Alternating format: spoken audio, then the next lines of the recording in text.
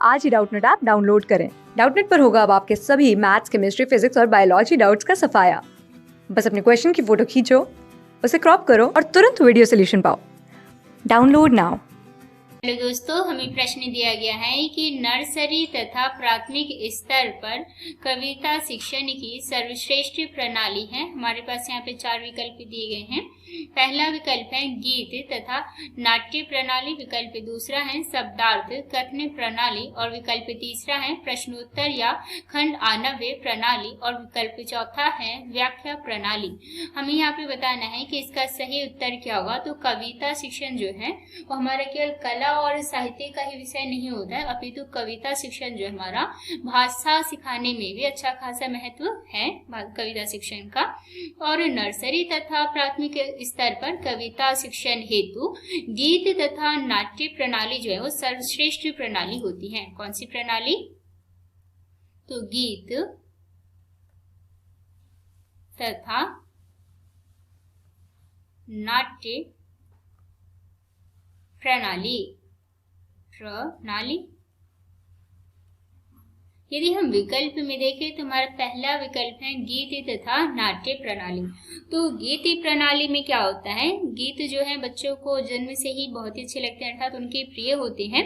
जब छात्र जो है शिक्षक के वाचन के पीछे पीछे उसी स्वर में वाचन को क्या करते हैं, लय और ताल के सहित प्रस्तुत करते हैं, तो उसे हम गीत प्रणाली कहते हैं। नाट्य प्रणाली में क्या होता है कि इसमें जो छात्र हैं गीत के साथ साथ उसका अभिनय भी करते हैं, उसे हम नाट्य प्रणाली कहते हैं। और जो गीत और नाट्य प्रणाली है कविता शिक्षण की सर्वश्रेष्ठ प्रणाली है। तो हमारा विकल्प पहला इसका सही उत्तर होगा। विकल्प दूसरा है हमारा शब्दार्थ कथन प्रणाली। शब्दार्थ कथन प्रणाली क्या होता है? तो इस प्रणाली में जो शिक्षक है वो कविता में आने वाले कठिन शब्दों का अर्थ बच्चों को बताते हैं, इसे हम शब्दार्थ कथन प्रणाली कहते हैं।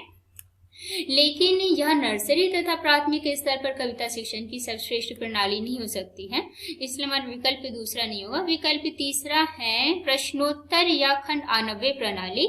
तो प्रश्नोत्तर या खंड आनव्य प्रणाली क्या होती है? तो शिक्षण की प्रश्नोत्तर प्रणाली को ही हम क्या कहते हैं? खंड आनव्य प्रणाली कहते हैं।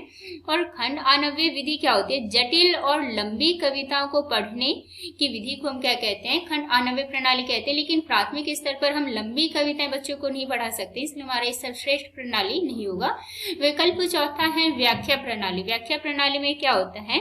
तो इसमें हम कविता सिखाने के साथ साथ बच्चों को कविता की व्याख्या करके भी बताते हैं। तो यह नर्सरी स्तर पे बच्चों को कविता शिक्षण की सर्वश्रेष्ठ प्रणाली नहीं हो सकती है, क्योंकि उस समय बच्चों को गीत तथा नाट्य द्वारा ही कविता सिखाना सर्वश्रेष्ठ होता है, इसलिए हमारा विकल्प चौथा भी नहीं होगा।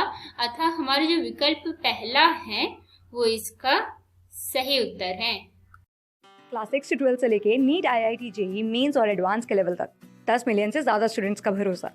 आज ही डाउनलोड करें डाउटनेट ऐप या व्हाट्सएप कीजिए अपने डाउट्स 8400 400 400 पर।